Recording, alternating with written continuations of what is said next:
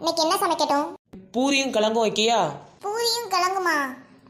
இல்லைங்க, தோசை சுட்டுட்டு சட்னியும் சாம்பார் வைக்கட்டுமா? என்னங்க, உங்களுக்கு வெங்காய சாம்பார் வைக்கணுமா, தக்காளி சாம்பார் வைக்கணுமா, இல்லை பருப்பு போட்டு சாம்பார் வைக்கணுமா, இல்லை இடி சாம்பார் வைக்கணுமா, இல்லை கல்யாண வீட்டு சாம்பார் வைக்கணுமா? என்ன சட்னி வைக்கணும்னு சொல்லுங்க. தேங்காய் சட்னி வைக்கணுமா, பொட்டுக்கடலை சட்னி வைக்கணுமா, வேர்க்கடலை சட்னி வைக்கணுமா, மிளகா போட்டு சட்னி வைக்கணுமா, இல்லை வத்தல் போட்டு சட்னி வைக்கணுமா? என்ன சட்னி வைக்கணும்னு மட்டும் சொல்லுங்க. ஏம்மா தாயே, நீ வைக்கிற சாம்பார்ல வெங்காயம், தக்காளி, பருப்பு, காய்கறி போட்டு தானே சாம்பார் வைக்க போற.